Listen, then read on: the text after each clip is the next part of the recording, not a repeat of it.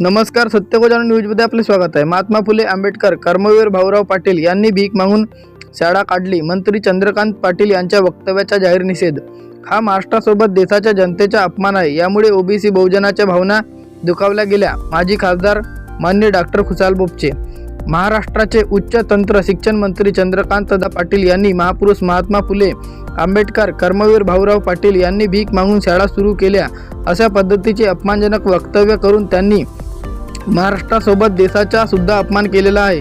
ह्या त्यांच्या वक्तव्याचा अखिल भारतीय ओबीसी बहुजन महासंघाच्या वतीने तीव्र निषेध केलेला आहे। महाराष्ट्र आणि देशात जातनिहाय जनगणनाची व्यापक स्तरावर होणारी मागणी, महंगाई, बेरोजगारी, देशात चालत असलेले खाजगीकरण, सत्तेचे वाढत असलेले हुकुमशाही आणि मूलभूत प्रश्नांना बंगल देऊन राज्यातील आणि देशातील जनतेची दिशाभूल करण्याचा प्रयत्नही हा असू शकतो, असे भंडारा लोकसभा क्षेत्राचे माजी खासदार तथा राष्ट्रीय ओबीसी बहुजन संघाचे संस्थापक अध्यक्ष डॉक्टर खुशाल बोपचे यांनी व्यक्त केले आहे। मंत्री चंद्रकांत पाटील यांनी जनतेशी माफी मागावी असे सुद्धा माजी खासदार डॉक्टर खुशाल बोपचे यांनी म्हणाले आहे।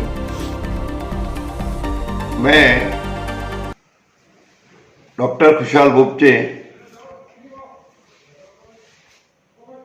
संस्थापक अध्यक्ष राष्ट्रीय ओबीसी बहुजन महासंघ,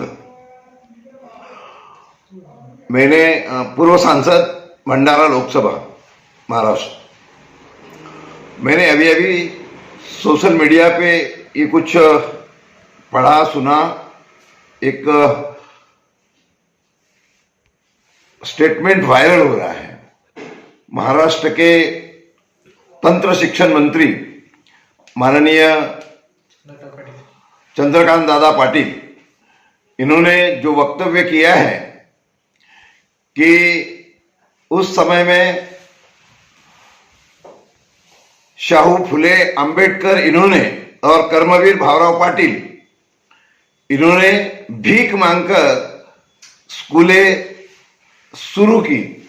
मैं सबसे पहले तो इनके इस वक्तव्य का बहुत तीव्र शब्द में विरोध करता हूं, निषेध करता हूं, क्योंकि एक उच्च तंत्र शिक्षण मंत्री जैसे बड़े हुद्दे पर बैठने वाले आदमी ने इस प्रकार से वक्तव्य करना, यह उनके लिए बहुत ही अशोभनीय है।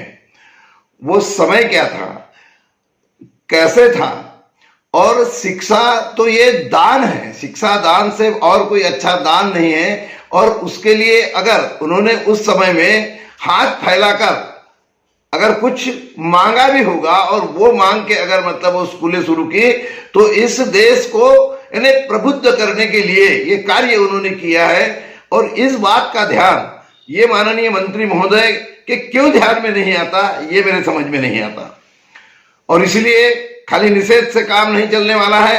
अगर इसी प्रकार से इन्हें मराठी में कहावत है, उचलली जीभ आणि लावली टाळ्याला, तो ऐसे वक्तव्य अगर ये इतने जवाबदार आदमी करते होंगे तो इन्होंने एक तो इस संदर्भ में अपनी भूमिका स्पष्ट करना चाहिए, और नहीं तो ये अपमान इस देश के मात्र ओबीसी ही नहीं, ओबीसी बहुजन यानी ये पूरे महाराष्ट्र के साथ साथ में देश का अपमान है।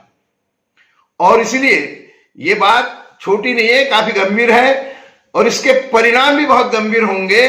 इन लोगों को ऐसा लगता होगा, तो अब इसके बाद में लोगों तक के जाकर एक जन आंदोलन। बातमीकर्ता राधाकिशन चुटेसह नरेश बोपचे, गोंदिया।